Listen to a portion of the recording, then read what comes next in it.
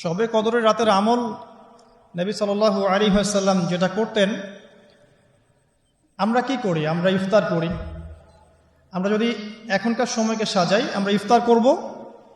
নবী সাল্লাল্লাহু আলাইহি ওয়াসাল্লাম সারা রাত জাগতেন, নিজে জাগতেন, তার পরিবার বর্গকেও জাগাতেন। আয়েশা রাদিয়াল্লাহু আনহা বলতেন যে তিনি শেষ দশক আসলে এত বেশি ইবাদত করতেন, নিজের কোমর বেঁধে নিতেন, স্ত্রীদের সঙ্গ ত্যাগ করতেন, একদম টোটালি তিনি ডিভোটেড হতেন, আল্লাহর প্রতি একনিষ্ঠ হয়ে যেতেন শেষ দশকে, এবং ইতেকাফ করতেন, মসজিদে ইতেকাফ করতেন। যদি আমাদের পক্ষে পসিবল হয় আমরা শেষ দশকে ইতেকাফ করবো ইনশাআল্লাহ। যদি পসিবল নাও হয় আমরা শেষের 10টা রাত বাসায় জাগার চেষ্টা করবো ইনশাআল্লাহ। আর যদি 10 রাতও জাগতে না পারি, শেষ দশকের বিজয়ের রাতগুলো অবশ্যই জাগবো ইনশাআল্লাহ। 21 রাত, 23, 25, 27 এবং 29, এই 5টার যে কোনো একটাতে লাইলাতুল কদর আছে। কিভাবে জাগতে পারি?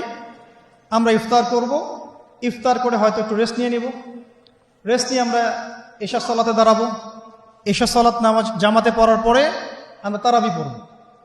তারাবি পড়লে আমার কিন্তু রাতের হকটা আদায় হয়ে গেছে আলহামদুলিল্লাহ।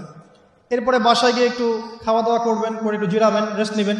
যদি 1-1.5 ঘন্টা ঘুমিয়ে নেন, ঘুম থেকে উঠবেন 1টার দিকে, 1:30টার দিকে, উঠে বাকি রাতটা আপনি কয়েকটা কাজ করে কাটাবেন। তাহাজ্জুদ করতে পারেন, তাহাজ্জুদে নামাজ পড়বেন 2 রাকাত করে, লম্বা করে, ধীর স্থিরভাবে কোরআন তেলাওয়াত করবেন, আল্লাহর কাছে দোয়া করবেন, বেশি বেশি করে কোরআন তেলাওয়াত করবেন, নামাজ পড়বেন, দোয়া করবেন, জিকির করবেন। এই কাজগুলো বেশি বেশি করবেন, দোয়ায় কাটিয়ে দিবেন।